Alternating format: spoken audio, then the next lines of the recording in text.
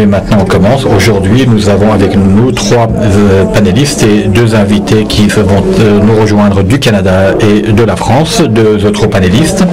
Maintenant je vais inviter monsieur l'ambassadeur de France en Turquie pour effectuer son discours d'intervention et ensuite nous allons continuer.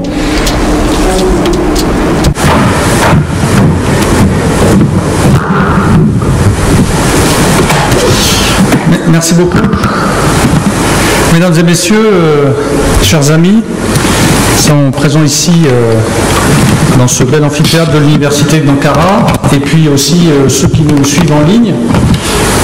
Finalement, je comprends que c'est pas beaucoup plus simple parfois de faire des liaisons en ligne, mais comme vous l'avez dit, je pense que c'est très bien d'avoir enfin l'occasion de se retrouver, même si on aurait aimé être un peu plus nombreux ce soir. Mais je crois qu'il faut reprendre l'habitude de se retrouver physiquement et les liens par Internet, ça nous sert simplement à démultiplier l'audience. Mais en tout cas, je suis très heureux d'ouvrir cette table ronde qui permet de prolonger la célébration de la Journée internationale des droits des femmes au-delà de la date du 8 mars. Comme vous le savez, nous avons organisé avec la délégation de l'Union européenne à Istanbul une manifestation spécifique pour le 8 mars. Et aujourd'hui, avec nos collègues canadiens, nous travaillons sur un autre sujet très important pour l'égalité entre les hommes et les femmes et les hommes, qui ne doit évidemment pas être défendu un seul jour dans l'année. Je crois que nous aurons gagné collectivement la bataille le jour où nous n'aurons plus à célébrer une journée sur le droit des femmes, et c'est en tout cas ce que nous pouvons souhaiter. Évidemment, cette question doit être au cœur de nos préoccupations et de nos efforts. C'est bien entendu l'engagement de la France au niveau international, où nous faisons de l'égalité de genre une priorité de notre action diplomatique, et ici, en Turquie, où nous finançons de nombreux projets avec nos ONG partenaires. Nous sommes évidemment dans une période charnière, puisque la pandémie a souligné la résilience, l'influence et le rôle central des femmes dans nos sociétés. Nous avons tous en tête des exemples de mobilisation et d'engagement dans tous les domaines qui forcent l'admiration ou qui nous rappellent simplement, dans les faits, l'importance de cette égalité.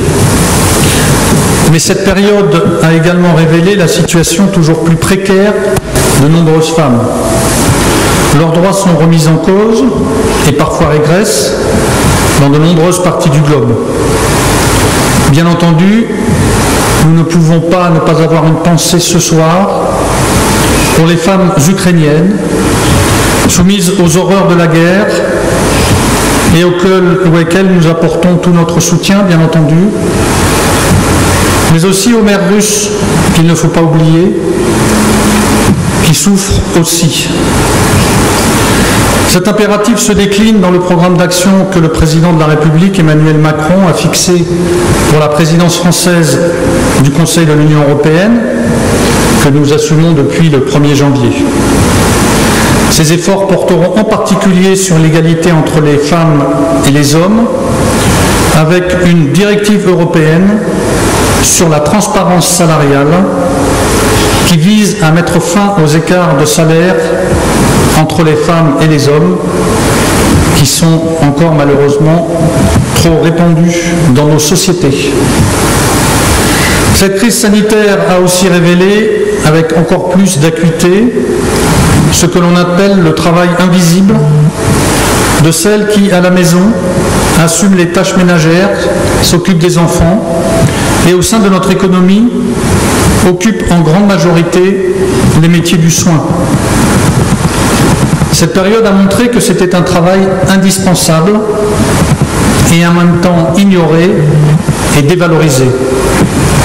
Un travail non rémunéré et qui pourtant représenterait près de 11 milliards d'euros par an pour l'économie mondiale, selon l'organisation Oxfam. Ce sont des chiffres de 2020. Dresser ce constat, en tirer les leçons, C'est la proposition que nous avons faite à 5 représentants des milieux universitaires, associatifs et institutionnels. Un panel riche et des regards croisés entre experts de Turquie, de France et du Canada. Merci donc à Mme Canan Güllü, à Mme Zeynep Aydemir Koyuncu, à Mme Adel Blanquette, à Mme Najat Vallaud-Belkacem et à M. Pascal Barbier pour avoir accepté l'invitation de l'Institut français et de l'ambassade du Canada en Turquie. Grâce à vos contributions, nous allons questionner avec pertinence cette égalité de genre qui occupe une place centrale dans nos sociétés, dans toutes les sociétés. Car il n'y a pas de réel progrès en termes de droits humains, de droits sociaux, de lutte contre la pauvreté et contre le réchauffement climatique, sans parler et sans exiger les droits des femmes. Expliquer, c'est agir. C'est notre mission ce soir et je vous remercie vivement de votre contribution à ce débat. Je tiens à remercier également l'Université d'Ankara qui nous accueille, l'ambassade du Canada, bien sûr, qui est partenaire de l'événement, et les équipes de l'Institut français qui en ont été à l'initiative. Je vous souhaite à toutes et à tous une excellente conférence. Teşekkür ediyorum.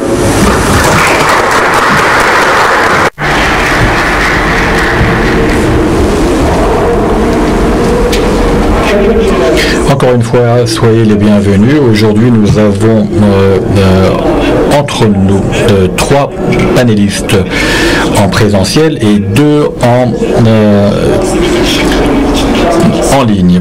Donc je vais effectuer d'abord une brève présentation de nos panélistes. Donc nous avons à nos côtés tout d'abord Canan Güllü qui en 1976 a permis d'établir une organisation ayant 52 000 adhérents en Turquie et elle continue à assurer la présidence de la Fédération des associations de femmes en Turquie. Pascal Barbier est à l'université de Panthéon à la Sorbonne. Il est doyen. Il est maître de conférence en sociologie à l'université de Paris 1, Panthéon à la Sorbonne.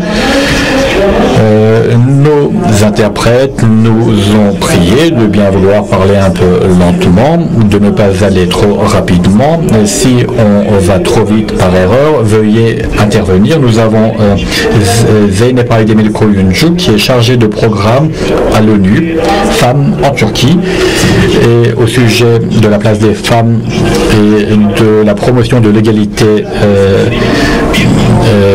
des sexes. Elle mène également la direction d'un portefeuille et de travaux en Turquie. Nos autres invités nous ont également rejoints en ligne. Nous avons Adel Blanquette, qui est professeur de droit à l'université de McGill au Canada et qui travaille sur le droit du travail et le développement, qui est présidente de recherche. Et elle est avec nous, elle nous rejoint depuis le Canada et nous avons aussi Najat Vallaud-Belkacem qui entre 2012 et 2014 a été ministre des droits des femmes et porte-parole du gouvernement.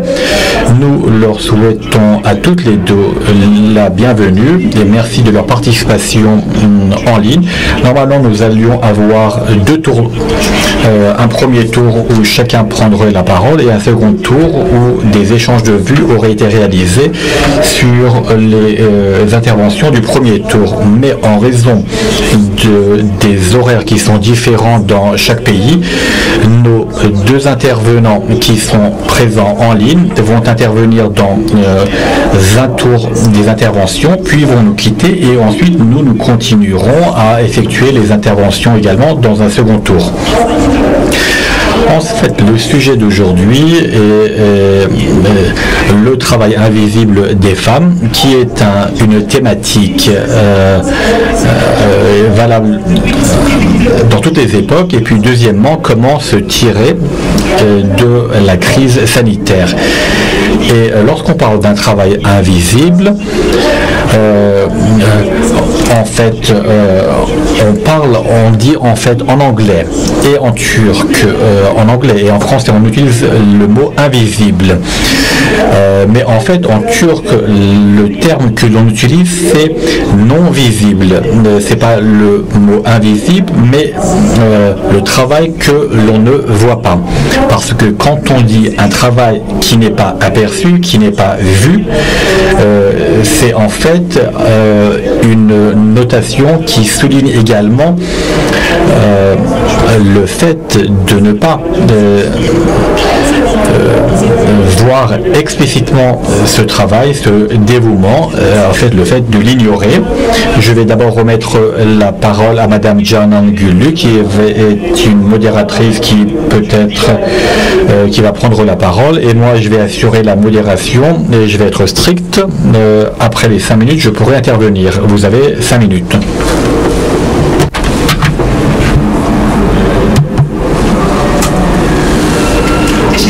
Merci beaucoup. J'aimerais tout d'abord commencer mes propos en disant non à la guerre vis-à-vis de la guerre qui est en cours aujourd'hui en Ukraine. En Turquie, on voit que la proportion de travail entre les hommes et les femmes se diffère énormément et la Turquie est l'un des pays dont l'écart est le plus grand. Et donc j'aimerais vous partager avec vous quelques statistiques à ce sujet. Avec la pandémie, 99% des personnes ont perdu leurs revenus. Par contre, 90% des hommes ont augmenté leurs revenus. Et les hommes ont 6 fois plus de revenus par rapport de propriétaires par rapport au reste des femmes. Alors que en 2022, alors que le revenu des plus pauvres se réduisait, le revenu des plus riches augmentait. Comme on l'a vu avec la pandémie, avec la crise sanitaire, il y a eu un déséquilibre des attentes au niveau des tâches des hommes et des femmes.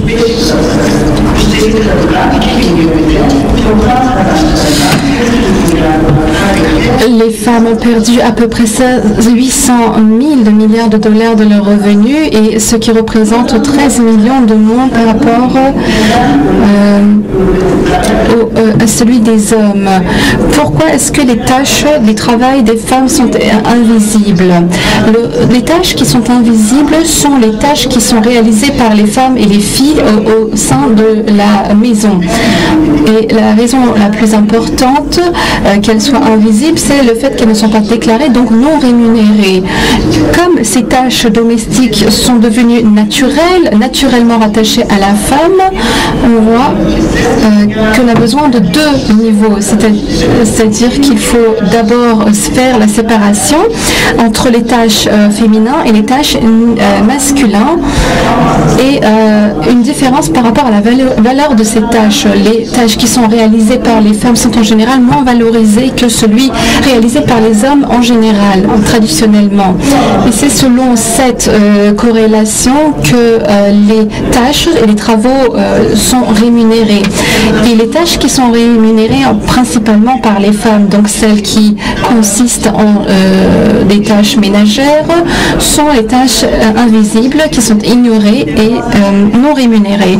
Elles constituent, n'empêche, une charge émotionnelle, mentale, importante pour les femmes. Les femmes mettent en place des tâches qui sont non rémunérées, et cela sert seulement au capitalisme et aux hommes. Les femmes prennent la responsabilité de la garde de leurs enfants, des tâches ménagères, et les hommes qui en profiteront dans le système capitaliste auront une place différente. Étant donné que les femmes constituent une main-d'œuvre moins chère, horaire par rapport à celui des hommes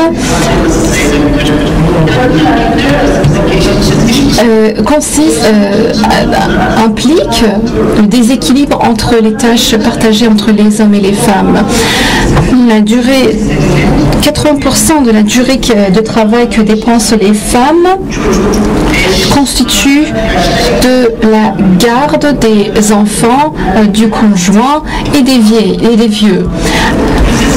Par contre, 83% des temps de travail des hommes sont plutôt dépensés pour le travail professionnel.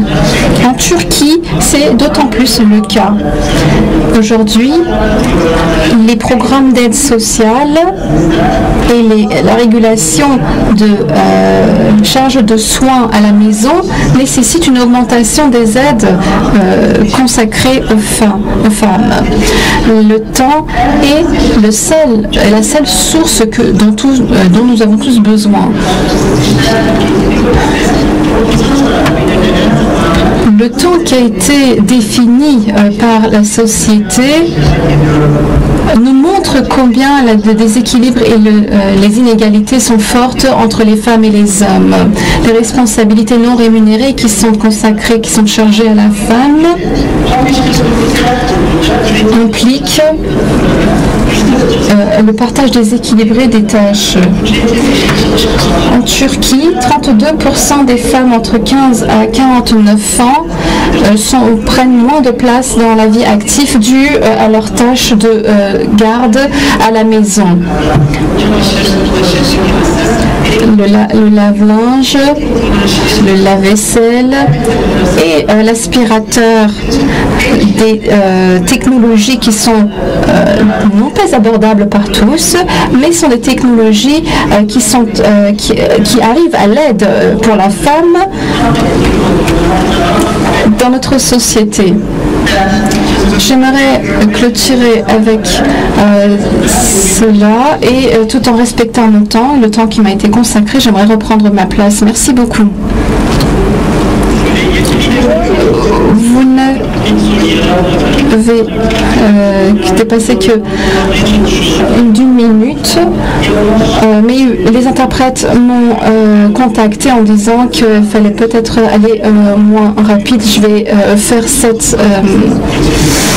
je dis cela plutôt pour les panélistes prochains. J'aimerais maintenant passer à Pascal Barbier avec une question concernant le temps de confinement en France, dans les foyers. Quel a été l'impact du confinement dans l'inégalité homme-femme en France durant le confinement, Monsieur Barbier? Merci. Voilà, excusez-moi. Kulaklıklar bir numaradan Türkçeyi rahatlıkla duyabiliyor musunuz? Vous pouvez écouter le turc depuis la chaîne 1. La contribution ici sera celle d'un sociologue. Merci aux organisateurs d'organiser cette table ronde. C'est un vrai honneur et un plaisir pour moi. Mon propos donc sera celui d'un sociologue qui travaille sur la question de la conciliation travail-famille. Donc ce qui est traduit souvent en anglais work-life balance. Et j'anime avec des collègues un réseau de recherche sur la question. Et pour cette raison-là, le confinement est apparu comme un moment prioritaire à étudier en sociologue en France. Alors en France, où la situation des femmes est toujours celle d'une forte infériorisation par rapport aux hommes, où les femmes souffrent d'inégalités profondes, mais la comparaison est difficile par rapport au cas turc, notamment j'ai eu l'occasion d'en discuter ce midi à ce sujet.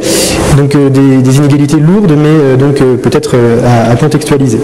Alors nous avons avec les collègues engagé une recherche donc pendant le premier confinement en France, de mars 2020 à mai 2020, en suivant 18 familles qui composaient la diversité des classes sociales en France et en les interrogeant chaque semaine pour savoir comment le confinement se passait, sous la forme d'un entretien.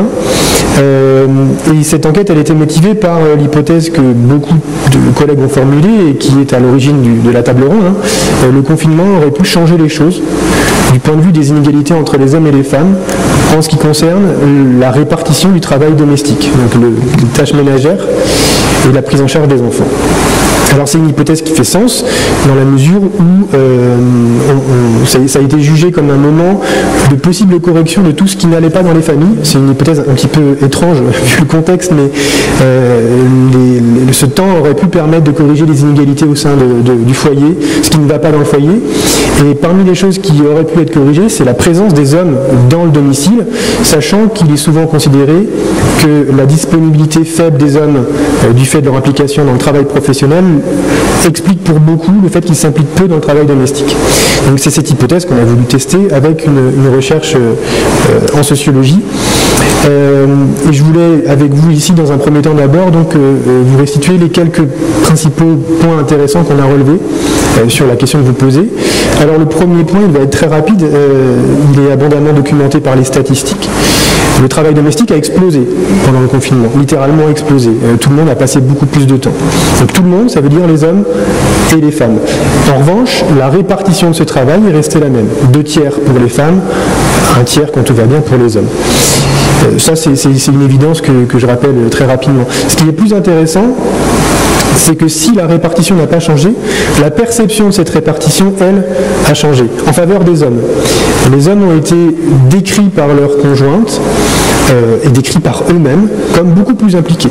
Ils ont retiré de grandes gratifications de la reconnaissance en fait formulée par leurs femmes de leur implication dans le travail domestique. Donc la répartition ne change pas, mais la perception de cette répartition change en faveur des hommes. C'est un point absolument majeur et en fait ça ne change rien au problème, voire pire, dans la mesure où les hommes sont décrits par leurs conjointes comme participant au travail domestique. Ils aident, ils participent. Et ce terme de participation, il est très connu, mais il est très intéressant à décortiquer, puisqu'en fait, les tâches demeurent construites comme féminines, et la participation masculine à ces tâches n'est qu'un appoint, qu'un complément.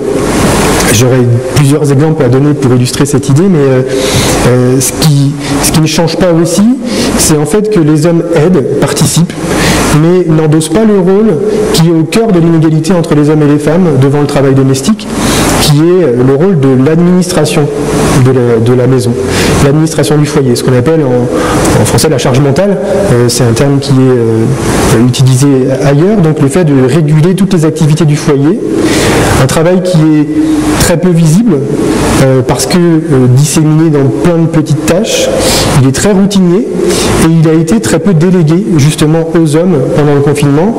Les hommes ont été présentés comme des auxiliaires, des appuis, des soutiens et c'est un phénomène à mes yeux très intéressant dans la mesure où ce que l'on constate c'est que comme dans le monde du travail en fait, ce n'est pas parce qu'il y a plus de mixité dans un univers professionnel qu'il y a plus d'égalité, les hommes et les femmes dans un monde professionnel ne font pas les mêmes tâches. Et par ailleurs, ce cas est intéressant dans la mesure où les femmes n'ont pas été plus reconnues pour ce qu'elles font dans le foyer à cause du confinement, par leur conjoint. On n'a pas entendu ça dans les entretiens, dans les discussions qu'on a eues avec eux. Par contre, les femmes ont reconnu l'implication de leur mari. Ce qui crée, je crois, ce qui redouble des inégalités dans la capacité de rendre visibles des choses qui étaient jugées, qui sont par ailleurs invisibles. Voilà, quelques points peut-être pour commencer et d'autres à poursuivre éventuellement. Merci.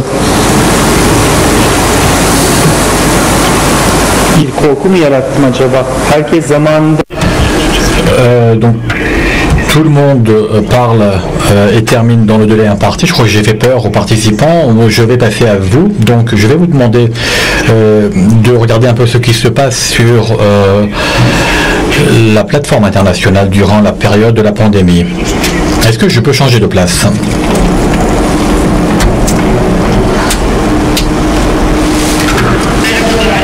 Bonjour et bonsoir à tout le monde. Merci de votre invitation avant tout. Et en fait,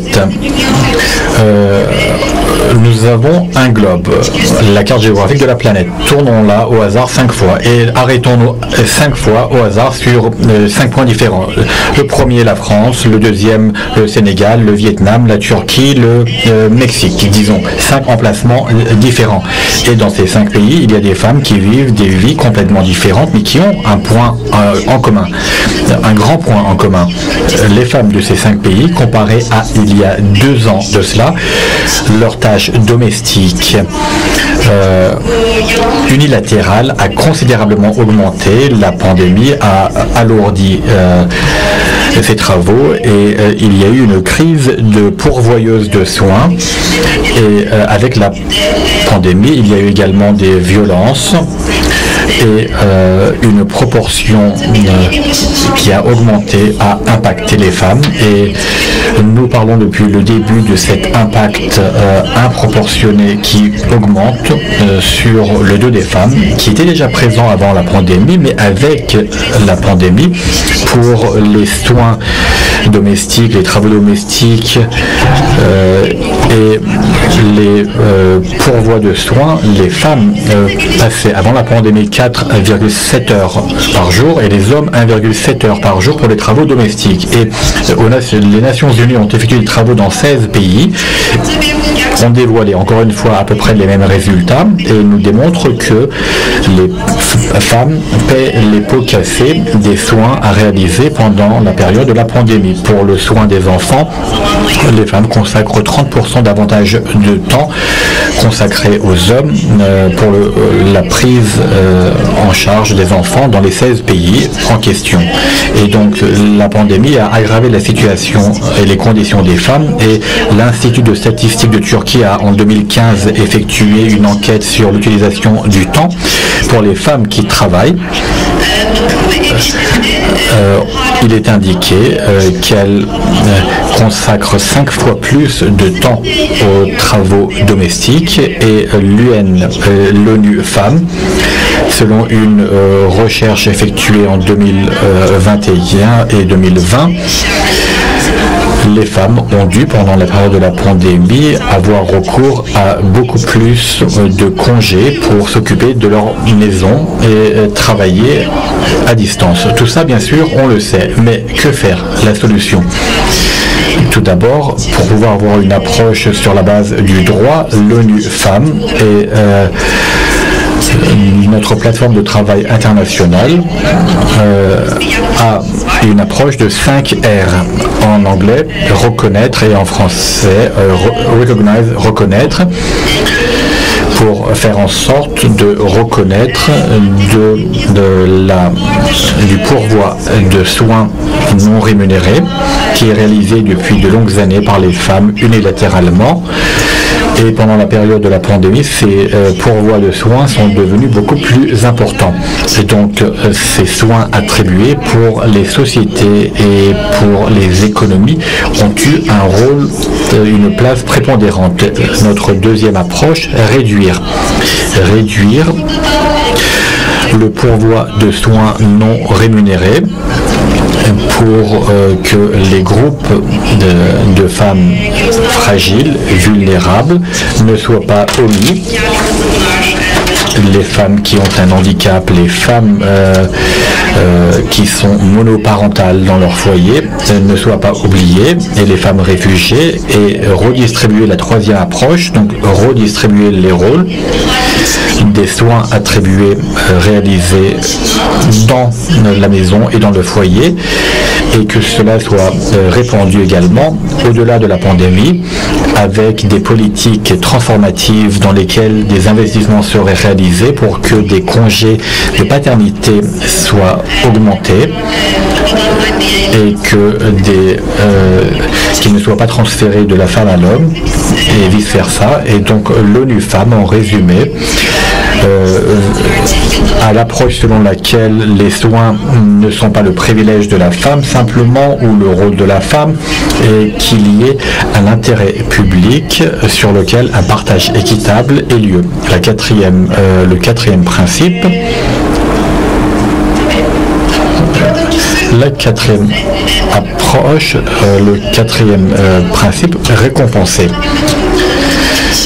C'est-à-dire que ceux qui travaillent dans la prise de soins compensent leur travail avec de meilleures conditions de travail, avec de meilleures rémunérations.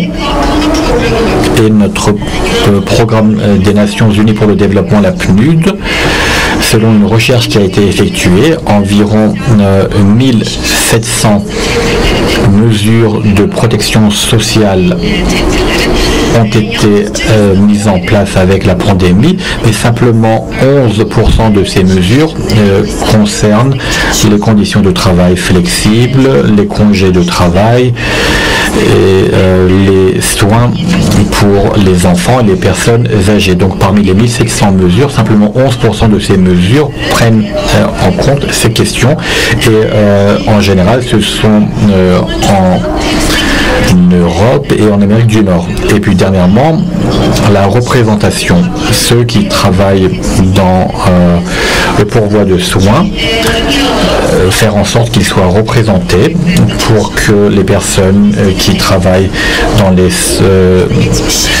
dans ces domaines sur la planète soient davantage représentées, car c'est 70% des femmes qui travaillent dans les services de prise en charge de soins réalisés professionnellement. J'ai essayé de résumer le contexte en 5 minutes, pas simplement pour la prise de soins, pour le pourvoi de soins, et avec une approche basée sur les données et les statistiques. C'est pour nous très important pour que nous puissions mesurer le développement et pour que les preneurs des décisions puissent être responsables de leurs actes et des décisions qu'ils adoptent. Merci. Merci beaucoup. Le microphone travaille à présent. Très bien.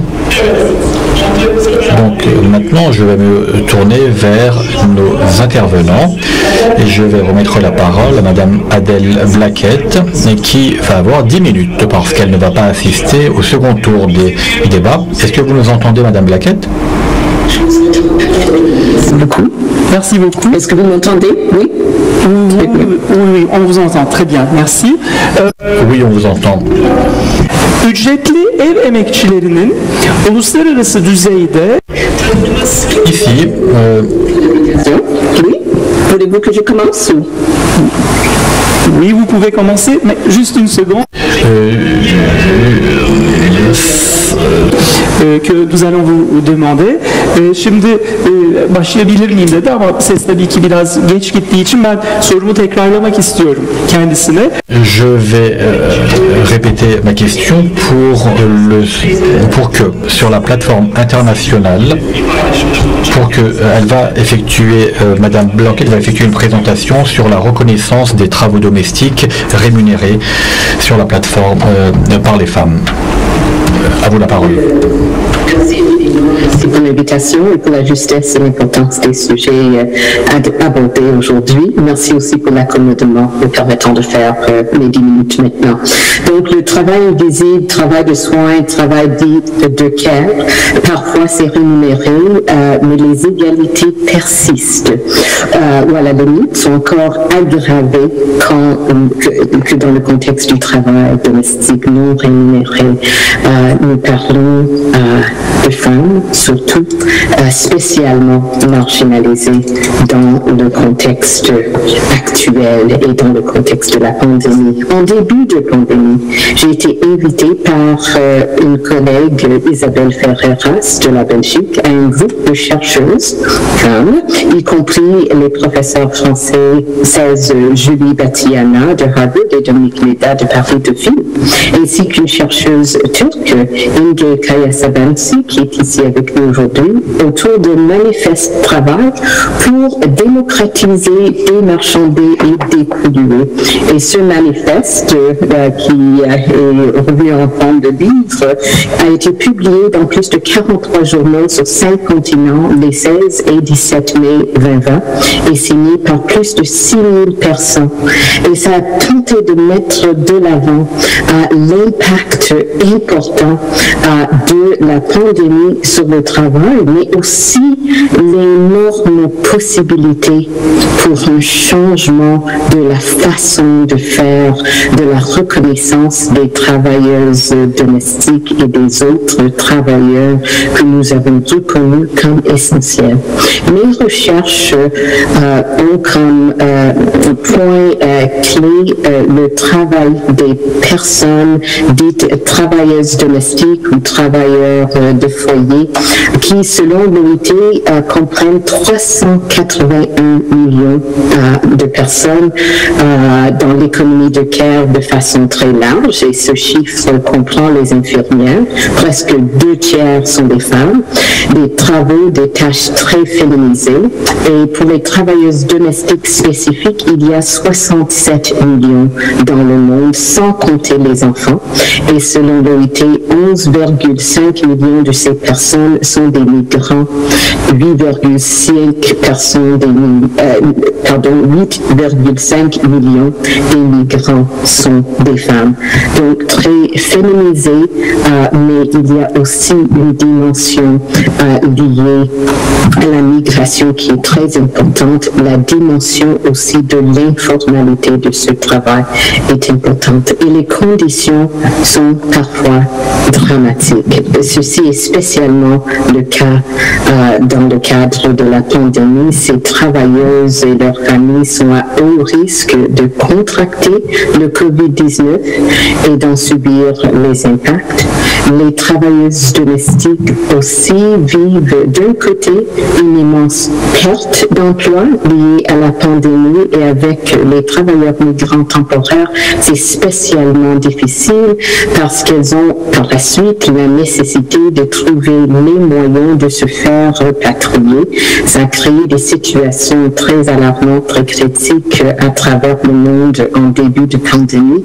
Et de l'autre côté, en cadre de confinement, les travailleuses domestiques qui continuaient à travailler vivaient un isolement très marqué pendant lequel elles n'ont pas été permis de quitter leur lieu de travail ou travailler de façon séparée, coupée davantage de leur famille, de leurs réseaux sociaux. Et ça a été spécialement difficile d'adresser des mesures sociales envers ces personnes et les travailleuses domestiques dans des pays du monde où le confinement ne pouvait pas être arrimé avec une protection sociale spécifique. Ces personnes ont subi des périodes difficiles, spécialement difficiles. Et ces conditions sont ajoutées aux conditions de base de ce secteur. Et pour prendre juste quelques chiffres récents, une des occupations les moins bien rémunérées au monde, selon l'OIT, 65% n'ont pas droit à un salaire minimum. Et deuxièmement, un grand nombre de travailleurs domestiques et de travailleuses domestiques qui n'ont aucune limite d'heures légalement travaillées, où les limites légales sont plus élevées que d'autres travailleurs domestiques. Donc ça, c'est des conditions dans la législation. Et au-delà de la législation, nous savons que la conformité avec la législation pour les travailleuses domestiques est souvent très difficile. Elles vivent, entre autres, des conditions qui sont nuisibles à leur droit à l'égalité, l'harcèlement, la violence au travail, l'incapacité d'exercer leur liberté d'association. Donc des défis spécialement difficiles pour une catégorie surtout de femmes qui sont, comme j'ai mentionné, spécialement vulnérables, hautement racisées aussi. Donc il faut un regard croisé sur ces questions et sur la question, entre autres, de la discrimination. Ceci ne veut pas dire que rien n'a été fait, et je ne saurais passer sous silence l'importante mobilisation qui a eu lieu il y a une décennie pour arriver à la Convention numéro 189 et la recommandation numéro 201 de l'OIT sur le travail décent des travailleuses domestiques. Et il faut retenir que c'est ces mêmes personnes historiquement marginalisées, vivant souvent seules dans un foyer qui n'est pas leur dans un autre pays, ont réussi à mobiliser sur le plan plan transnational et lutter pour une normativité internationale, un traité et normes l'accompagnant pour clarifier et donner plus de précision sur son implémentation. 35 pays l'ont déjà ratifié, même si nos pays ont beaucoup influencé son développement et considèrent la ratification toujours. Et je veux souligner que la ratification, ce serait un geste, bien sûr, spécialement important pour valoriser les droits des travailleuses et travailleurs domestiques. Mais au-delà de la ratification, il faut constater l'important mouvement à travers le monde pour favoriser davantage les droits et libertés de ces personnes. Et je vais vous donner simplement quelques exemples.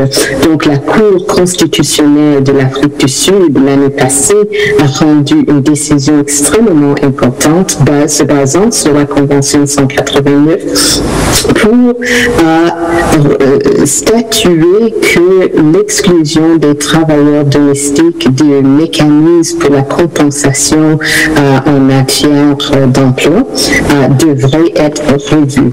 Donc, une réelle ouverture à cet égard. Également, en Colombie, en 2014, la Cour constitutionnelle s'est également basée sur la Convention 189 et les deux pays l'ont ratifié et a considéré ce traité international comme un traité fondamental en fait, sur l'égalité et a revu sa propre jurisprudence pour inclure les travailleurs domestiques dans un bonus au niveau de travail à laquelle ils étaient auparavant exclus. Il y a aussi des initiatives constitutionnelles, législatives, réglementaires à travers le monde, en Europe, des initiatives parlementaires aussi favorisant l'adoption de la Convention et la lutte contre la traite des travailleurs et travailleuses domestiques. Et il est à noter aussi que les initiatives prises en Turquie et en France et au Canada ont été soulignées comme allant dans le sens de favoriser, par exemple en Turquie, l'utilisation des technologies juridiques pour aider les travailleuses domestiques à mieux protéger leurs droits et à noter aussi les accords entre pays. En France, le système de décret collectif, la convention collective nationale qui facilite la liberté d'association a été soulignée et au Canada, différentes initiatives contractuelles dans la province du Québec, la province ont été soulignées aussi. Donc, je vais conclure avec un mot d'espoir. C'est sûr, la pandémie nous a obligés de voir ces personnes qui étaient perçues comme invisibles, de voir à quel point leur travail est essentiel à la survie de l'économie productive, mais essentiel à la survie humaine tout court. Et le manifeste cherchait à recentrer ces discussions. Cette discussion aujourd'hui nous permet aussi de recentrer l'importance de l'économie de care et redresser le bilan sur ce que nous avons fait. C'est aussi l'opportunité de penser à nouveau à ce qu'il reste à faire et ce que nous pouvons faire et à prendre inspiration de ces travailleuses elles-mêmes qui n'ont pas lâché, qui s'organisent toujours pour la reconnaissance de la dignité de leur travail. Merci beaucoup pour votre écoute.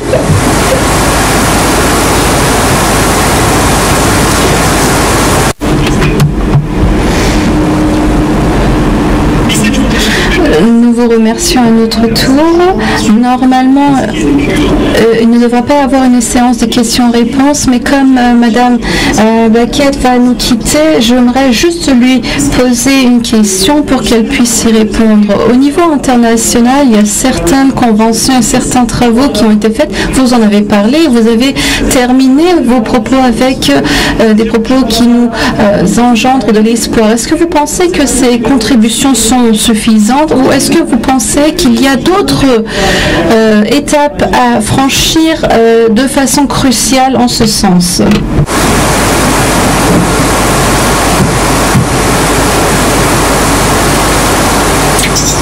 Si j'ai bien compris, la question est posée à moi. Et que est-ce qu'il reste d'autres étapes cruciales au-delà à faire? Oui. Donc, merci infiniment pour ça. Merci aussi aux interprètes. C'est un travail extrêmement apprécié. Donc, oui. Je crois sincèrement que nous avons une responsabilité de revoir non seulement les lois, mais la mise en œuvre des lois et de s'assurer à ce que les mécanismes pour respecter les droits sont accessibles aux personnes, sont capables de donner des résultats. Et en droit du travail, comme en droit en général, c'est extrêmement important d'avoir des réponses, des solutions dans un temps opportun. Si une travailleuse n'est pas payée, si elle est congédiée illicitement, il faut qu'elle puisse avoir accès à des recours très rapidement. Et il y a certains mécanismes qui sont mis en œuvre pour effectuer ce changement à travers le monde. J'ai eu le privilège d'étudier un mécanisme en Afrique du Sud qui fonctionne de façon très célèbre, qui est très accessible à cet égard, qui est en étude aussi, mais qui bouge. Et il y a quelques autres exemples comme ça. Je pense que nos pays sont en mesure de se faire. En ratifiant la Convention 189, nos pays se mettent en position de bénéficier des communautés d'apprentissage, donc de parler avec d'autres États qui ont pris les mêmes décisions et qui sont en train d'apprendre. Aucun pays est en mesure de dire que les droits des travailleuses domestiques est parfaitement respecté, mais plusieurs pays, et le nombre est très frappant, plusieurs pays sont en mesure de dire qu'ils font de progrès réels, y compris nos pays, et j'aimerais vraiment voir renforcer cet engagement, surtout en ce moment de pandémie et j'espère de post-pandémie. Donc, merci beaucoup pour cette question.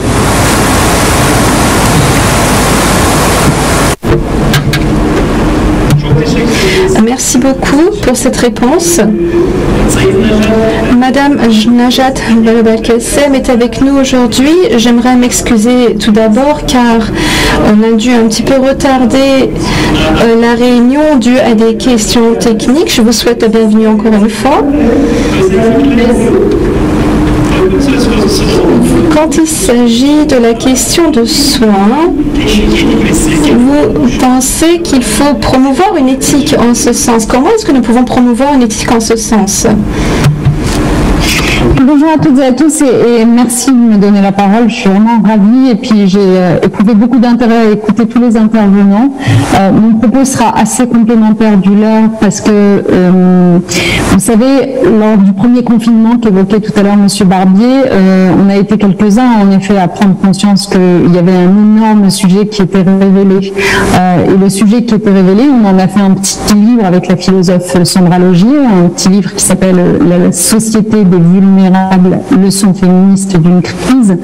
Le sujet qui était révélé pour nous, c'est que soudain, l'économie s'arrêtait quasiment et les personnes les plus essentielles devenaient celles qu'habituellement, en effet, on ignore, vous l'avez tous dit, et parmi ces personnes les plus essentielles, évidemment, un énorme bataillon de femmes, puisque dans les métiers du soin, parmi les caissières, etc., ce sont essentiellement des femmes. Et je crois qu'il y a eu une prise de conscience dans nos sociétés, en tout cas ça a été le cas vraiment en France, très importante sur ce sujet-là, des métiers mal rémunérés, mal considérés. Et on s'est demandé finalement pourquoi il y avait cette inversion de la hiérarchie des valeurs, pourquoi est-ce qu'on accordait plus d'importance et de finances à des métiers peut-être moins essentiels pour notre vie, et pourquoi au contraire le métier du care justement était si peu considéré. Et en fait, nous, notre angle de réflexion, c'est de dire précisément ils sont peu considérés parce qu'ils sont occupés par des femmes. Parce que occupés par des femmes, ils sont considérés un petit peu comme le prolongement naturel de l'espèce d'altruisme qu'on attend des femmes dans l'univers domestique. Au fond, les métiers du care aujourd'hui, et notamment de soignants ou autres, c'est un peu comme une extension du champ domestique, et donc dans l'imaginaire collectif, c'est quelque chose de normal, de ne les payer qu'un peu, de ne pas vraiment les reconnaître, de ne pas forcément apporter les bonnes formations qu'il faudrait pour les professionnaliser, etc., etc. Et donc en fait, c'est pour ça que ce petit livre a vraiment mis l'accent sur les inégalités femmes-hommes, parce que au fond, pour nous, ce que ça révèle, tout ça, c'est la hiérarchie entre les sexes qui continue d'être très présente dans nos imaginaires collectifs, et que M. Barbier décrivait tout à l'heure, quand il disait, même quand pendant le confinement, il y a eu cette question.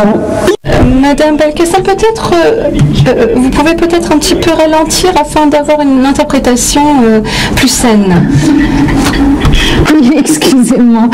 Bon, donc je vais résumer mon propos au cas où il n'aurait pas été compris.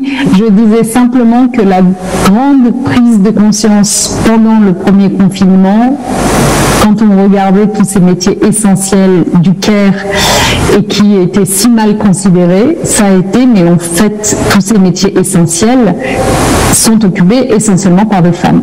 Et notre analyse, à Sandra Logier, cette philosophe avec laquelle nous avons écrit notre livre, et à moi, ça a été de dire ces métiers sont mal considérés parce qu'ils sont occupés par des femmes. Parce que, occupés par des femmes, ils sont considérés un petit peu comme une extension du champ domestique. Au fond, être une infirmière, c'est presque un peu comme s'occuper de ses enfants à la maison. Quelque chose que dans notre imaginaire collectif, on imagine sur le mode de l'altruisme, du dévouement, de la fibre maternelle. Et donc, quelque part, la raison philosophique pour laquelle ces métiers du care dans nos sociétés ne sont pas regardés avec le sérieux avec lequel ils devraient être regardés, eh bien c'est parce que en fait, c'est le sexe faible, c'est l'univers du foyer, c'est tout ce qui relève finalement d'une hiérarchie qui est plus basse que les choses qui comptent, la virilité, la finance, les métiers, les responsabilités à l'extérieur du foyer, etc., etc. Et ce qui est apparu très très fort pendant la période de confinement, c'est que à la fois les femmes étaient majoritaires dans ces métiers dont nous avions tellement besoin, et en même temps, alors qu'on aurait dû se dire, du coup, c'est le moment ou jamais de les entendre dans l'espace public, puisque finalement, elles ont énormément de choses à nous dire sur une autre société, une meilleure prise en compte, beaucoup plus de soins les uns aux autres, dans nos sociétés d'interdépendance. Eh bien, en même temps, au contraire, c'est le moment où on les a le moins entendues, les femmes. Les femmes ont été particulièrement absentes des plateaux télé, de l'expertise, du leadership politique.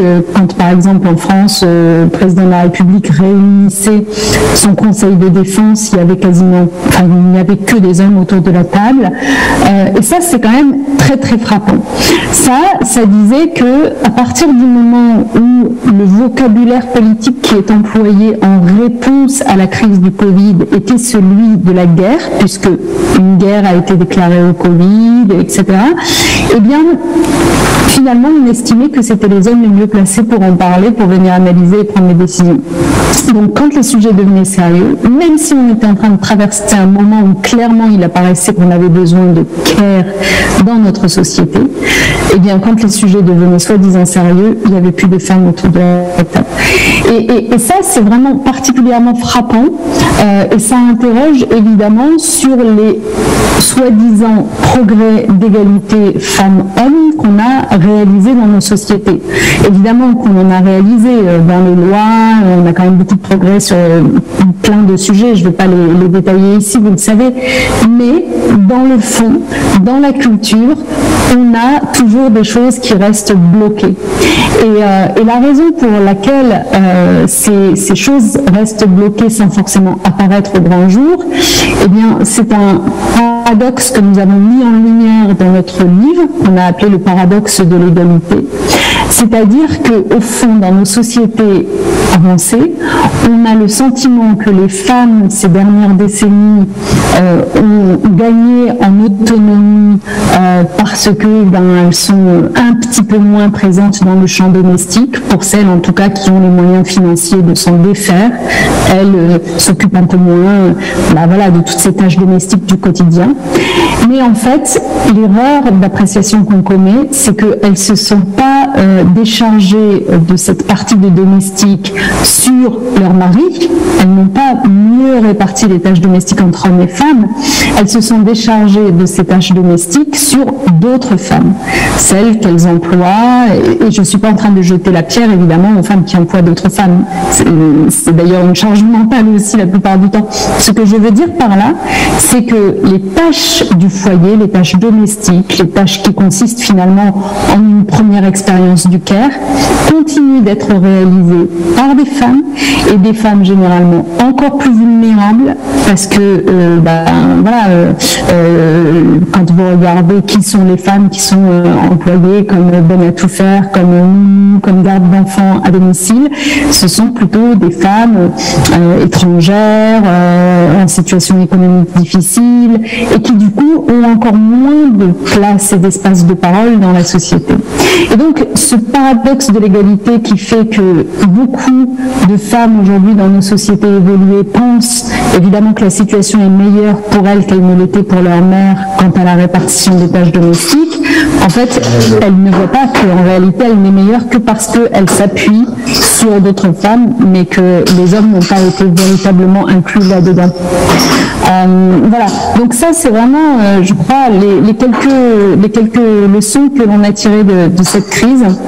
Et évidemment, je vous raconte là ce qui concerne la France, mais ça vaut évidemment pour le reste du monde et les pays les plus pauvres également, puisque dans les pays les plus vulnérables, qui dit crise Covid, a dit très vite des femmes plongées dans la difficulté, parce que très souvent dans le secteur informel et donc sans système de sécurité pour les protéger quand l'activité économique s'arrête, des femmes en proie avec les violences domestiques qui n'ont cessé d'augmenter malheureusement pendant cette période, des femmes qui se serrent la ceinture quand l'alimentation vient à manquer, enfin bon, tout ça c'est évidemment décuplé dans les pays les plus en difficulté, et on pourrait y rajouter d'ailleurs le cas de toutes ces jeunes filles déscolarisées pendant le Covid et qui ont subi des mariages précoces, d'autres types de violences. Donc voilà, donc si je devais résumer pour ne pas être trop longue et vous laisser le temps de poser votre question, je dirais qu'au fond, pendant ce confinement, ce qui s'est révélé, c'est un besoin énorme des femmes qui font les gros des bataillons des métiers du care, une vulnérabilité particulière des femmes qui ont été au fond les premières affectées par cette crise Covid. Quand on regarde par exemple les chiffres du chômage, ce sont d'abord elles qui ont perdu leur emploi ou ont décidé de leur quitter. 3, le fait que malheureusement, alors qu'on aurait pu s'attendre à les entendre beaucoup plus, eh bien, elles ont été particulièrement absentes de la vocalité publique. Et 4, le fait, je viens à votre question, qu'il faut réinventer tout ça. Et réinventer tout ça, ça veut dire aller s'approprier finalement ce monde du care qui, pour l'instant, apparaît comme n'appartenant qu'aux femmes et en faire une valeur de société plus globale, c'est-à-dire la capacité de nos sociétés à donner une vraie place à toutes ces activités qui consistent à prendre soin des autres, surtout dans des sociétés vieillissantes, à toutes ces activités qui créent du lien, surtout dans des sociétés vouées, livrées au digital, à l'isolement, etc. Donc je pense qu'on a les éléments de réponse et de solution, mais que maintenant il faut vraiment changer notre perception de ce qui compte véritablement et de la valorisation des activités professionnelles.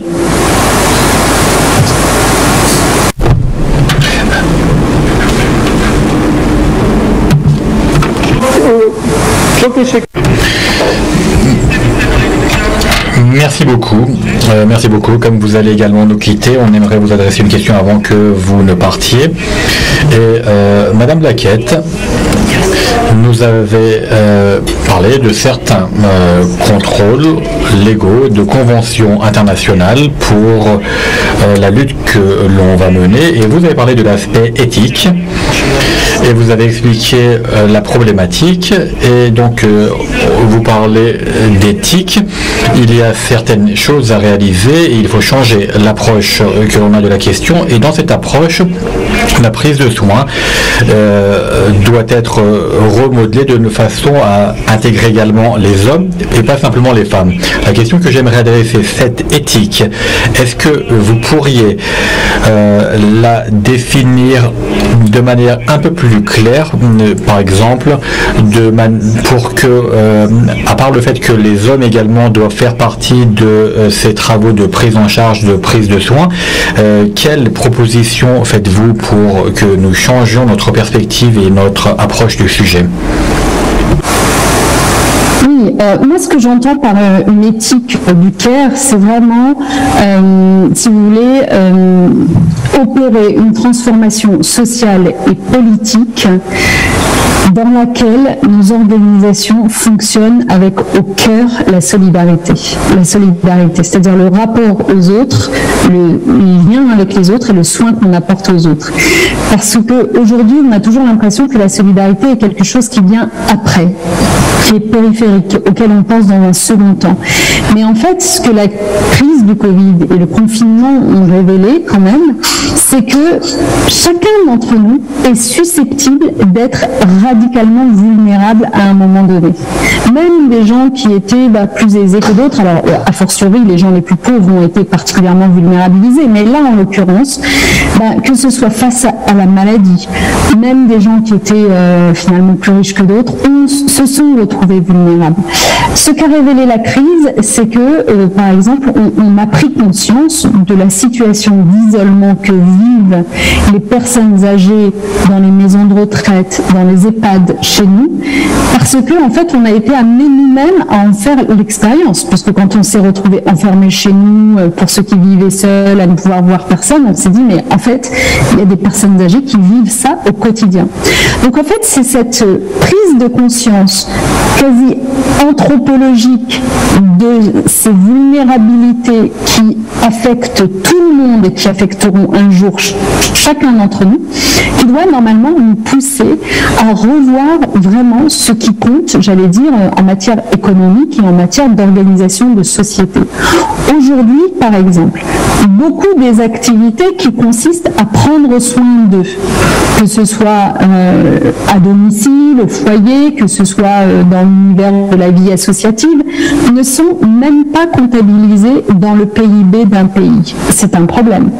Donc déjà, commencer par s'interroger sur ce qu'on valorise dans le revenu national brut d'un pays, et puis ensuite, évidemment, donner de l'importance à ces missions-là, les former à ces missions-là, les valoriser dans le parcours scolaire, faire en sorte que ce ne soit pas que des personnes en difficulté ou alors des femmes qui les exercent, que ce soit vraiment des métiers qu'on choisisse.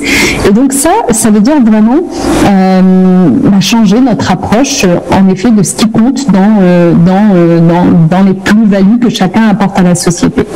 Et puis après, il y a une deuxième chose pour moi qui caractérise l'éthique du care, parce que là, je viens de parler des métiers, mais la deuxième chose qui caractérise l'éthique du care, en fait, le contraire du care, pour moi, c'est la carelessness. La carelessness, en fait, elle se traduit en français par la négligence.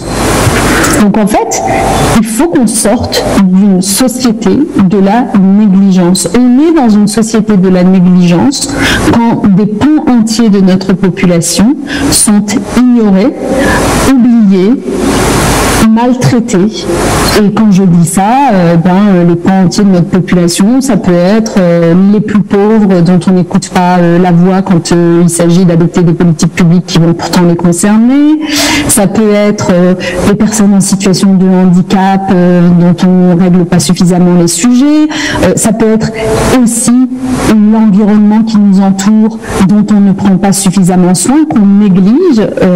Et donc en fait, une éthique du care, c'est aussi une politique et une organisation sociale qui se mettent à se soucier véritablement des choses fragiles et des êtres fragiles. Donc je pense que c'est ça qui caractériserait cette éthique-là.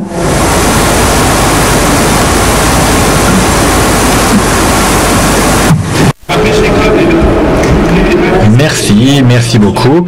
J'avais dit que j'allais être équitable et égal vis-à-vis de chacun d'entre vous, mais comme nos intervenants en ligne vont nous quitter, leur ai apporté l'occasion de parler pour les deux tours. Merci beaucoup, Madame Belkacem, d'avoir intervenu et de nous avoir rejoints. Je sais que vous allez nous quitter. J'espère qu'on aura l'occasion de vous retrouver lors d'une prochaine rencontre.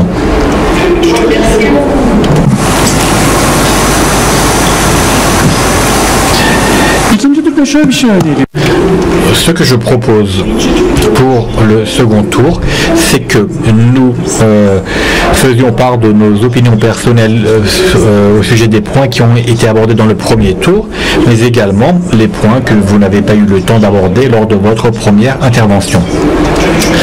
Moi, j'aimerais également vous adresser quelques questions, car les débats que nous entretenons actuellement sont des débats techniques, mais des points que nous rencontrons dans notre vie quotidienne de tous les jours. Et nous avons en tête les images durant les premiers mois de la pandémie, par exemple au Bosphore, à Istanbul, les dauphins avaient été réaperçus et nous avions dit d'un point de vue environnemental, est-ce qu'il s'agit d'un tournant climatologique et environnemental? Mais après toutes ces interventions, bien sûr, il ne faut pas perdre l'espoir, mais lorsqu'il s'agit des classes vulnérables et marginales, on voit que les conditions se sont défavorisées. Et donc, en partageant ces constats, on peut avancer vers des solutions. Et j'aimerais partager pour ce que l'on appelle le care un exemple. D'un côté, on a les soins, les care qui sont dispensés dans la maison sans rémunération. Et de l'autre côté, dans différents milieux, les femmes également déploient de nombreux efforts sans être rémunérées. Nous avons par exemple dans chacun de nos familles des personnes âgées et j'ai constaté pendant cette période que dans les familles où il y a de nombreux frères et sœurs, il y a des hommes et des femmes et je constate généralement lorsque les parents de la famille en question sont très âgés, les enfants en général sont déjà en âge de retraite et ces enfants peuvent tous être d'un niveau d'enseignement assez élevé et avec un revenu aisé, mais malgré cela, c'est les femmes qui assurent la prise en charge et le soin de leurs parents très âgés. Merci beaucoup. De temps en temps, on s'est souri les uns les autres. Lorsque j'étais intervenu, vous m'aviez dit 5 minutes strictes et j'ai respecté le temps. Et jamais, bien sûr, je n'étais intervenu dans une intervention en 5 minutes et donc j'ai dû être obligé de lire de manière assez rapide le document que j'avais entre les mains pendant 5 minutes de manière assez rapide. Les présentations en tant que présidente des fédérations et des associations des femmes en Turquie sont les travaux qui représentent évidemment les difficultés que nous rencontrons dans ces domaines en Turquie. On voit que les législations en main ne sont pas mises en application et que dans d'autres cas, il y a une résistance publique pour la non mise en application de ces législations. Par exemple, l'OIT a une convention, la convention numéro 156 concernant les travaux.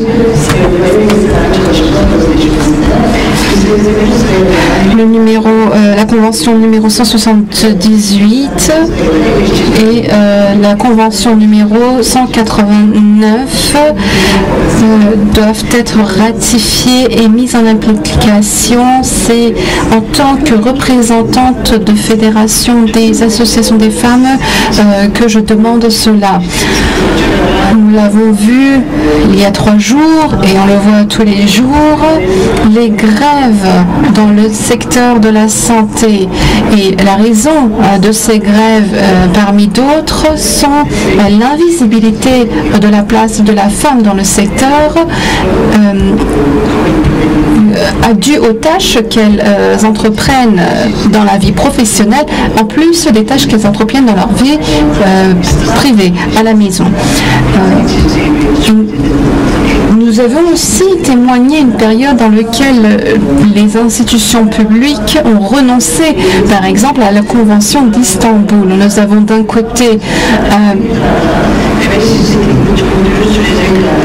nous avons aussi témoigné avec une amnistie qui permettait le retour des criminels de violence des femmes à la vie professionnelle. On a vu aussi que les personnes qui donc partagent ce destin dans la vie professionnelle, dans le secteur de la santé, sont arrivées à un point très difficile et que l'État n'apportait pas son soutien à ce sens. La femme qui venait de se sauver de la violence à la maison, de la violence domestique, et qui s'était orientée donc au secteur du care domestique, pour faire la garde d'enfants par exemple dans notre maison, on fait face aujourd'hui avec une approche qui ne voulait pas les accueillir chez eux. Ce sont les différents témoignages problématiques que nous avons rencontrés, que nous avons eus en Turquie encore. On voit que la violence n'atteignait pas seulement les femmes les moins éduquées, mais aussi cela nous avait apporté à la nécessité de former, d'éduquer les personnes qui étaient en charge de la garde des femmes, etc. Et avec toutes ces problématiques, étant donné que la flexibilité du temps de travail a augmenté dans la vie professionnelle, on voit que les femmes font face à plusieurs problématiques dans leur vie. D'un côté, elles ont fait face dans leur vie domestique à la violence de la femme, de l'autre côté à la non-reconnaissance de leur vie professionnelle. Et le temps de travail des femmes se sont doublés, voire triplés, ce qui a augmenté le taux de violence contre la femme. Et cette violence est ajoutée à la violence psychologique qu'elles rencontraient dans leur vie professionnelle. On voit qu'elles ont sur leur dos une charge importante. Et comme je l'ai dit tout à l'heure, la femme, étant une femme, doit prendre la charge de soins domestiques ou de tâches domestiques, n'importe votre niveau d'éducation. Cependant, cela n'avance pas comme ça et on n'arrive pas à avancer avec une telle inégalité. En Turquie, est au 103e rang au niveau des inégalités des genres. Donc c'est une question dont nous devons payer une attention particulière. C'est une question qui naît de la manque des politiques des institutions publiques, mais aussi du manque de formation, mais aussi dû au manque de volonté de mettre en place des politiques contre ces difficultés vécues par les femmes. Est-ce que j'ai de l'espoir? En ce sens, oui, les ONG, les Nations Unies ou les académiciens travaillent en ce sens. Mais tant qu'il n'y a pas de transformation sociétale, nous allons poursuivre à rencontrer ce genre de problématiques. Je vois que vous me visez avec vos regards. Je vois que vous avez un chronomètre naturel en vous. Merci beaucoup. Pascal Barbier. Tout d'abord, j'aimerais dire que dans les pratiques quotidiennes, en Turquie, on nous a appris, quand on était petite, une chanson qui disait maîtresse, ma chérie, tu es devenue ma mère, tu es devenue tout pour moi. Mais cela s'est renversé, s'est bouleversé avec la pandémie. C'est plutôt nous qui ont commencé à représenter toutes les différentes exemples pour l'enfant.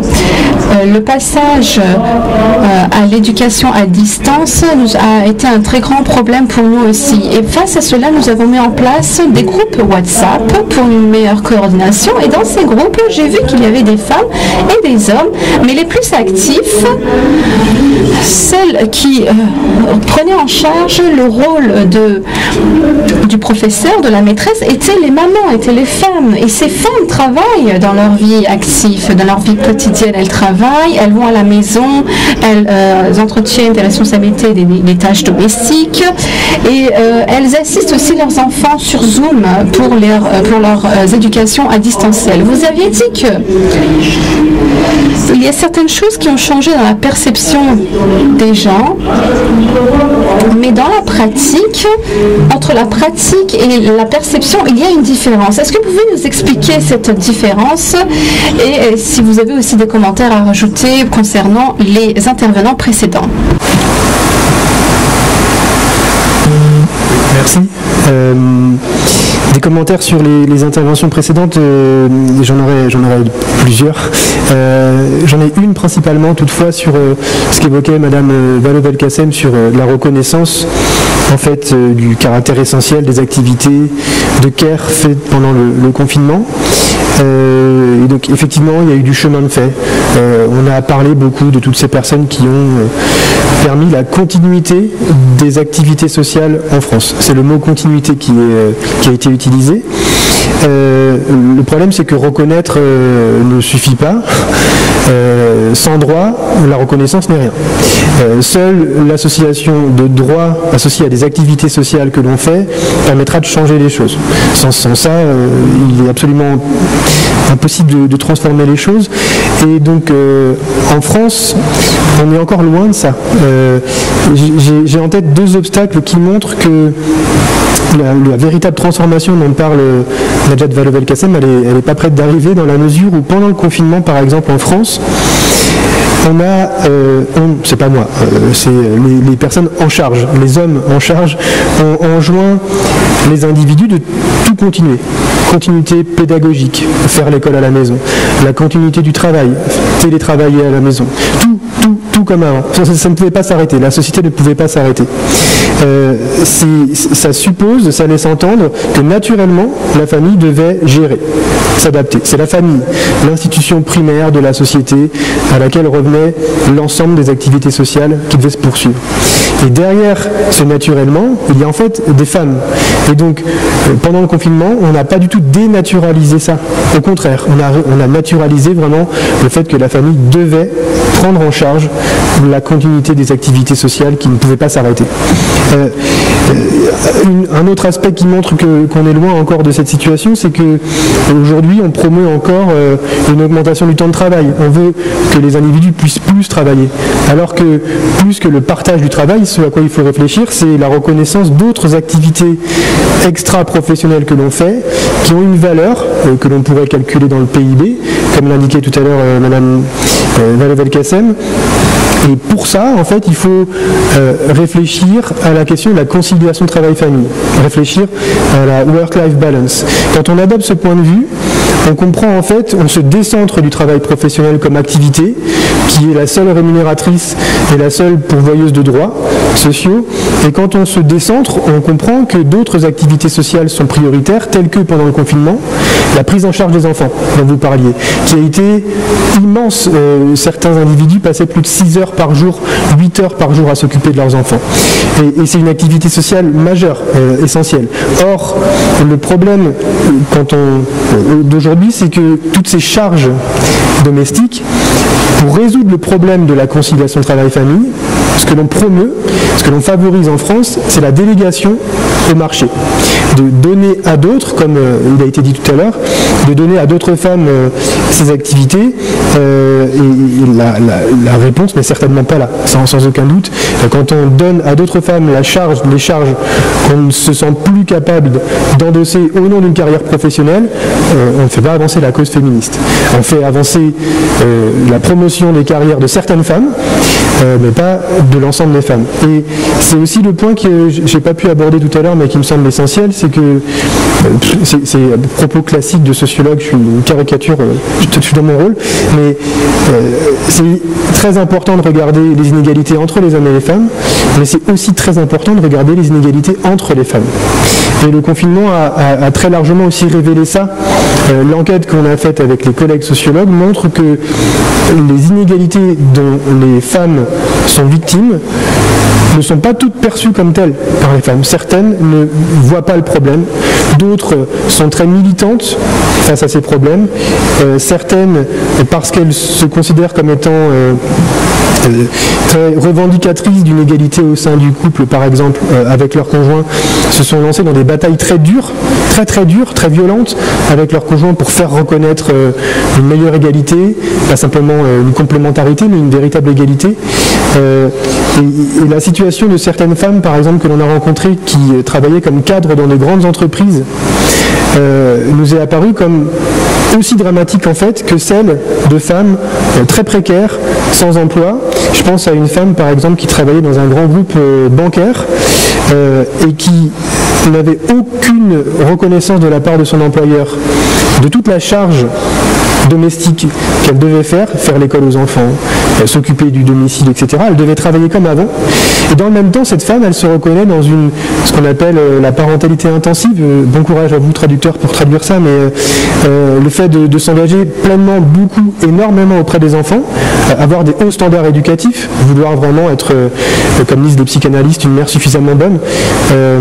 Et ces femmes-là ont vécu un crash test familial, un crash test éducatif. C'est le moment où s'est joué le fait, en fait, que tous leurs idéaux de genre, l'égalité entre les hommes et les femmes, l'idéal aussi de faire une bonne éducation à ses enfants, tout ça n'était plus possible tout simplement parce que c'était trop, c'était beaucoup trop. Et ces femmes-là ont donc autant souffert que les femmes les plus précaires, mais sous une forme différente.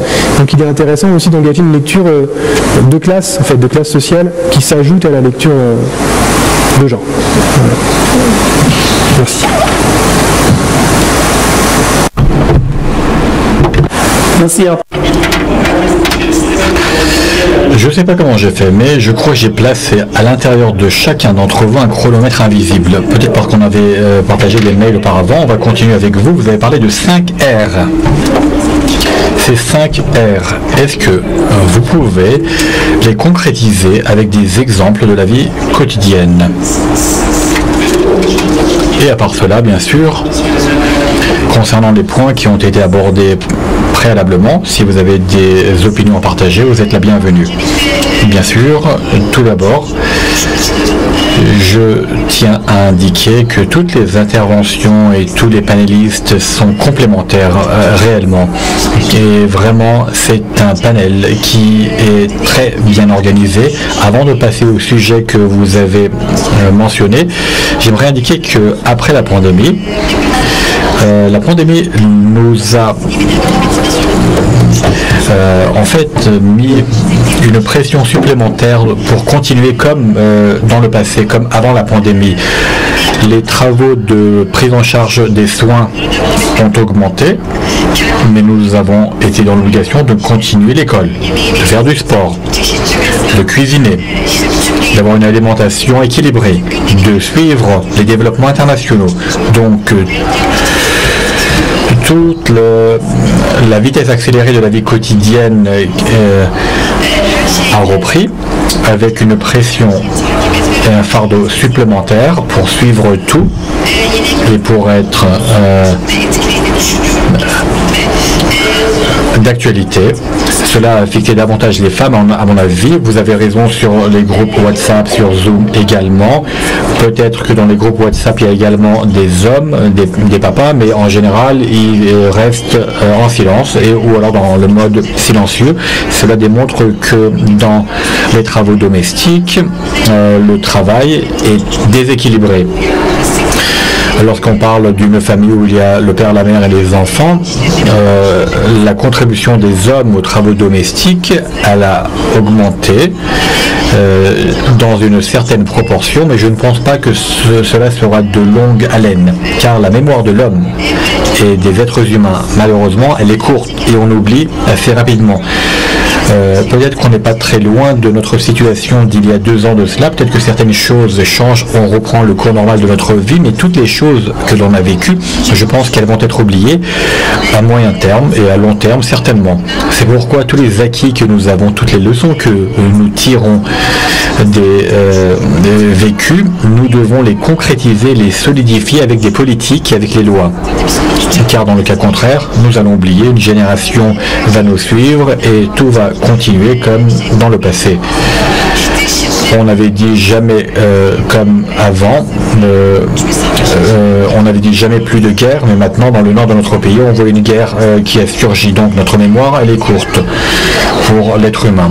Et un autre sujet, ces sujets, lorsqu'on les concrétise avec des politiques et des lois sur le niveau national et international, le leadership des femmes est très important. Elles doivent être à table pour l'élaboration de ces lois, pour la transformation. Les femmes doivent toujours prendre part aux discussions, prendre la parole. C'est très important et comme je l'ai indiqué tout à l'heure, de nombreuses politiques et lois internationales ne sont pas sensibles à l'égalité des sexes, mais lorsque les tables ne sont pas autour de la table, la perspective de l'égalité des sexes ne peut pas être réaliste. Et les travaux de suivi, les travaux de collecte de données le démontrent depuis de longues années. C'est une réalité que l'on connaît. Et je dois également indiquer qu'avec la pandémie, je ne sais pas si cela est également en étroite relation avec la mémoire, mais Denis Candioti, le professeur, indiquait au sujet de la pandémie que la femme coordinatrice est devenue femme à l'action pendant la période de la pandémie. La femme au travail, la femme dans les travaux domestiques, la femme assurant les travaux de soins, de care. Donc, cela, au sujet des dynamiques de l'égalité des sexes, cela a été une notion affectant également cet équilibre. Et est-ce que cela va être durable. Est-ce que cela va se poursuivre de cette manière? On ne sait pas.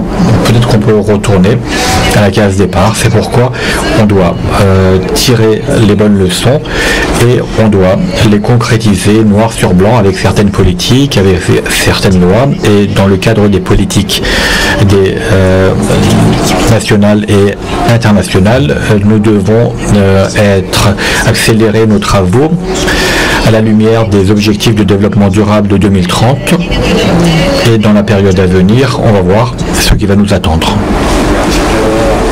Merci beaucoup. À présent, si cela vous convient également, il est 20h42 actuellement, heure turque. J'aimerais demander s'il y a des questions des participants. Je vois que on a également reçu une question reçue en ligne, bien que l'on ait été piraté auparavant. Je vais d'abord recevoir la question partagée en ligne et ensuite je vais me retourner vers les personnes présentes dans la salle. Imre Kaya partage un commentaire en ligne. La pression de prouver que la productivité n'a pas diminué. Dans toutes les réunions auxquelles j'ai participé, et je n'ai jamais constaté que la pression de prouver que la productivité a diminué. Il parle en fait des femmes et il parle des réunions auxquelles il a participé jusqu'à aujourd'hui, et le fait que la majorité des participants ici ait utilisé cette expression et essayé de l'approfondir est vraiment surprenant. C'est un commentaire qui a été partagé en ligne et je vais vous remettre la parole, et puis ensuite je vais la remettre aux participants qui se trouvent dans l'audience dans la salle. Merci à Madame Imgué tout d'abord. L'effort de prouver que la productivité n'a pas diminué, en fait elle a baissé. On n'essaie pas de prouver cela. Ce n'est pas mon intention, du moins. Les voies menant à la productivité, à la production en Turquie ont été clôturées. Ceux qui assuraient les travaux de prise en charge, de soins, de care, ceux qui devaient se rendre au travail à la maison ont dû se retirer de la sphère professionnelle car ils n'ont plus eu de forces économiques, car le gouvernement ne les avait pas soutenus. C'est la phrase que j'avais prononcée, et donc les voies avaient été interrompues. Nous n'avons pas pu être dans la sphère de la production. Pour certains groupes travaillant dans le public ou alors dans le secteur privé, la situation n'était peut-être pas les mêmes, mais pour ceux qui travaillaient dans les pourvois de soins, leur chemin avait été barré. Ils n'avaient pas de solution.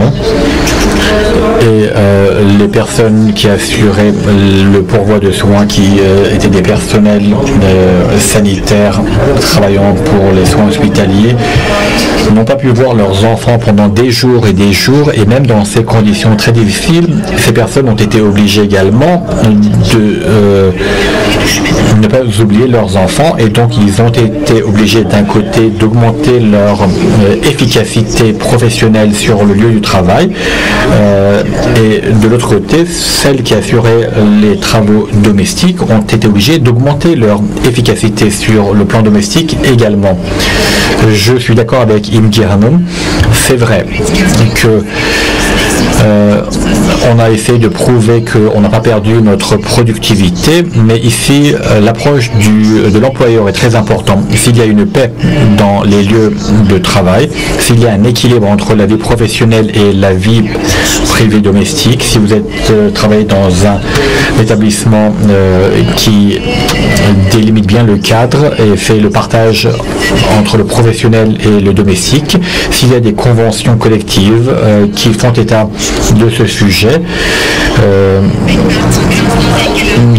dans ces établissements, ces institutions, cette attente est davantage équilibrée. Donc ce qui est important ici, c'est l'approche spécialement de l'employeur. Mais dans tous les cas, c'est vrai qu'on on a ressenti le besoin, que ce soit au travail ou à la maison, de prouver qu'on n'a pas perdu notre efficacité, notre productivité, qu'on peut tout aussi bien travailler et cuisiner 3 repas par jour à la maison. Et donc, c'est avec les efforts que l'on a maintenu pour se tenir debout. Pascal Barbier, est-ce que vous avez des points à rajouter sur les propos qui viennent d'être mentionnés?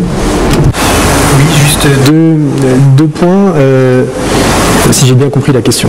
Le premier point, c'est que dans l'enquête, ce qu'on a constaté, c'est donc déjà l'importance des cultures professionnelles. Certaines sont plus compréhensives vis-à-vis de la question de la conciliation travail-famille, d'autres pas du tout.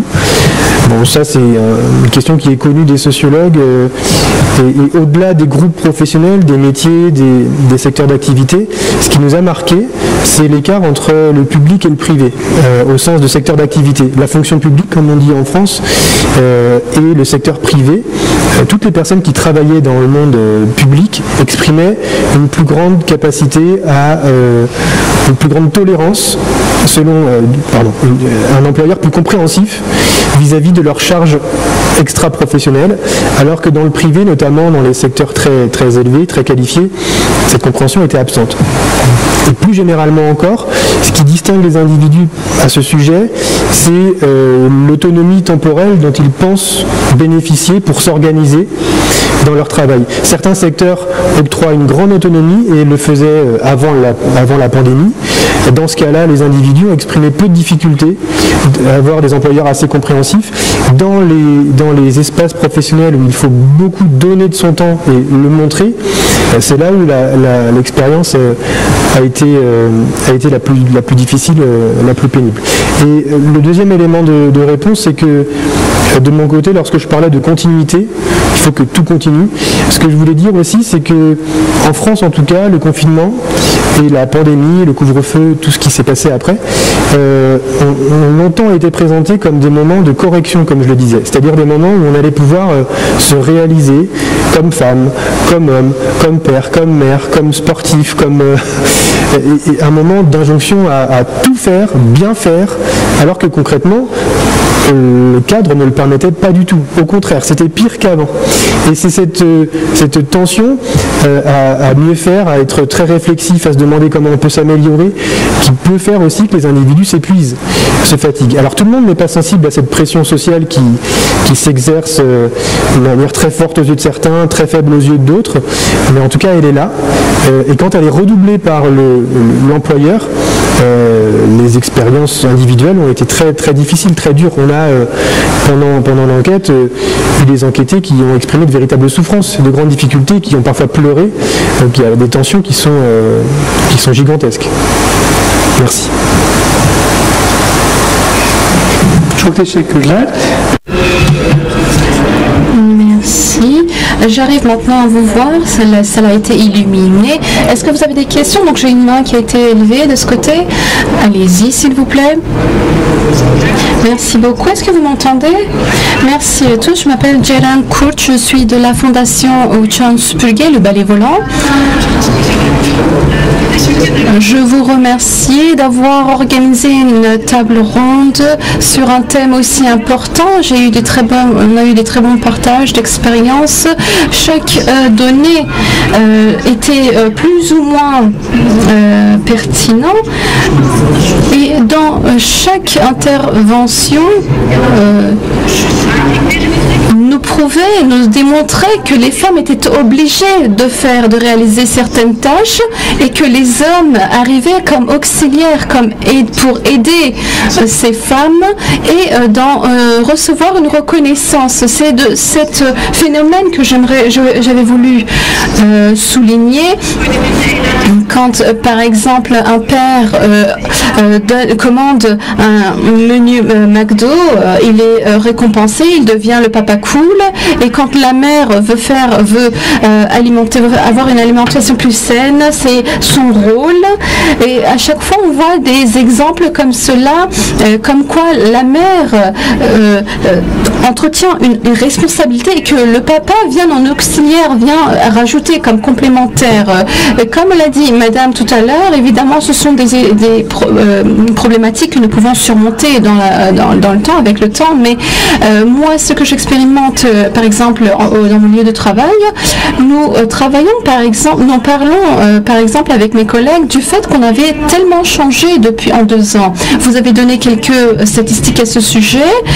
Selon le rapport de l'OIT, il y a eu un changement énorme dans une approche. Moi, je me préoccupe plutôt par la question de comment est-ce que nous allons surmonter les conséquences du Covid-19 plus que les conséquences que nous faisons face. Vous avez eu la question la plus facile. Est-ce qu'on va avoir d'autres questions ou est-ce que je réponds? Est-ce qu'il y a d'autres questions de la salle? Si vous voulez, vous pouvez d'abord répondre à celui-ci et ensuite on pourrait nous orienter vers la salle. Oui, c'est un thème très très exhaustif. Et je ne crois pas à ce que vous venez de dire. Je suis un petit peu pessimiste à ce sujet. Nous avons un problème de mémoire et nous allons oublier très rapidement tout ce qu'on a vécu avec la pandémie. C'est ce dont je suis convaincue. Je n'ai pas de solution magique à vous fournir aujourd'hui face à cette problématique, mais ce genre de comportements nous pouvons individuellement changer nos comportements et engendrer des changements en ce sens. Les organisations des femmes féministes ou qui défendent les droits des femmes luttent depuis des années en ce sens. Elles élèvent leur voix depuis des années pour cela, pour lutter contre cette inégalité, notamment pour les droits des travailleuses. Je suis convaincue que nous devons nous aussi élever nos voix pour cette lutte afin d'avoir une influence beaucoup plus importante. Il faut ouvrir des zones de dialogue et de solidarité. Je suis d'accord avec vous sur votre propos selon lequel l'homme venait aider la femme et qu'elle ne se situait pas au cœur des tâches domestiques, mais qu'elle prenait plutôt un rôle d'aideur. Donc, ce qui est important ici, évidemment, c'est le partage des tâches et non pas d'être assisté par un homme. Je suis triste de ne pas pouvoir vous donner une solution magique, mais peut-être une perspective en ce sens. Est-ce qu'il y a quelque chose que vous voulez ajouter, madame? Je pense que la dame sait très bien la problématique au cœur de cette question. Elle l'a fait exprès, je suppose, étant une ONG pour les femmes. Nous sommes nous étions un monde qui était à la source de ce problème d'inégalité, mais aujourd'hui nous sommes un monde qui tue, par exemple en Ukraine ou ailleurs.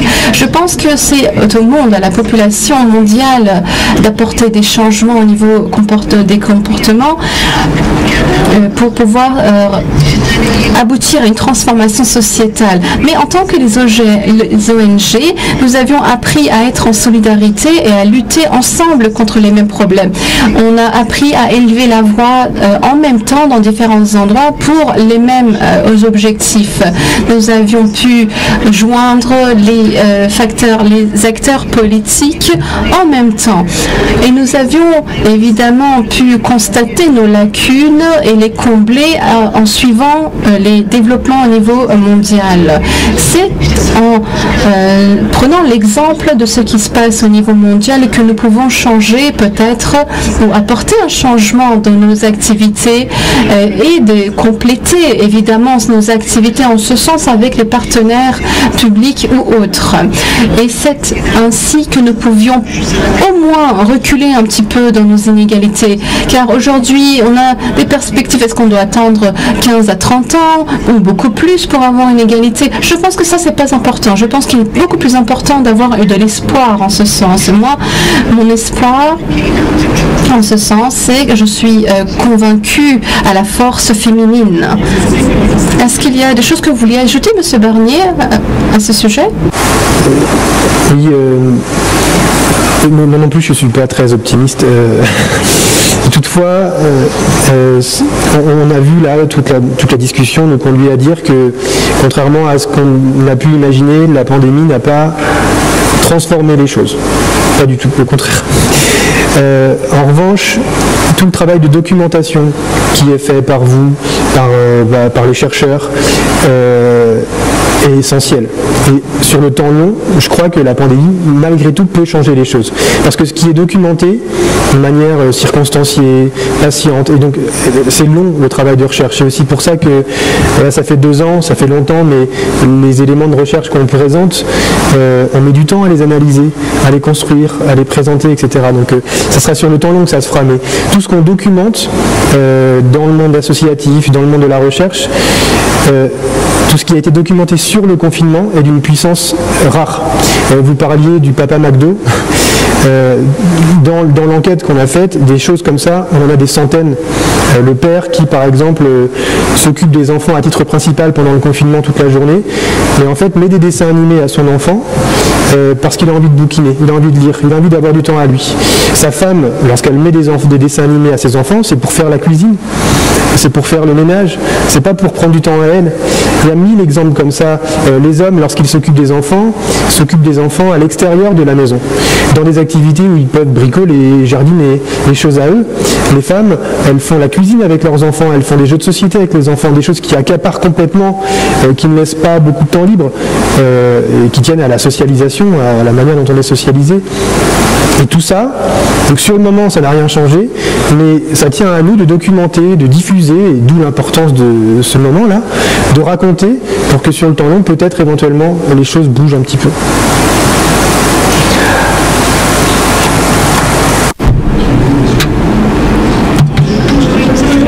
Est-ce que vous avez d'autres questions à orienter à nos panélistes? Sinon, je vais me retourner de nouveau vers nos panélistes et leur demander leur dernier propos. J'aimerais maintenant commencer de ce sens pour aller vers l'autre. Je vous remercie tout d'abord, je n'ai rien à rajouter, c'était un plaisir pour moi d'être parmi vous et merci à tous les organisateurs pour cette belle soirée. Je tiens à vous remercier pour ce bel échange. Si je peux rajouter juste une chose, c'est une observation. Le moment confinement qui a été vécu par vous, par tout le monde, a montré aussi une chose dont on n'a pas tant que ça parlé aujourd'hui. C'est l'importance que revêt la prise en charge des enfants, en fait. Que c'est un rouage dans le fonctionnement de la société qui est essentiel, très essentiel. Et cette prise en charge des enfants, elle est faite dans le monde du travail par les femmes. Ce sont elles qui sont enseignantes, elles qui s'occupent des enfants en France, par exemple, comme assistante maternelle, etc. Ce sont les femmes qui s'en occupent aussi dans la sphère domestique. Et en fait, en France, cette importance de la prise en charge des enfants a été présentée dans le débat public comme utilitariste. Il faut qu'on s'occupe des enfants, sans ça on ne peut pas travailler. Et en fait c'est un peu l'erreur, si on veut revaloriser toute l'éthique du care, les métiers du care, il faut justement expliquer en quoi ça consiste de s'occuper d'enfants.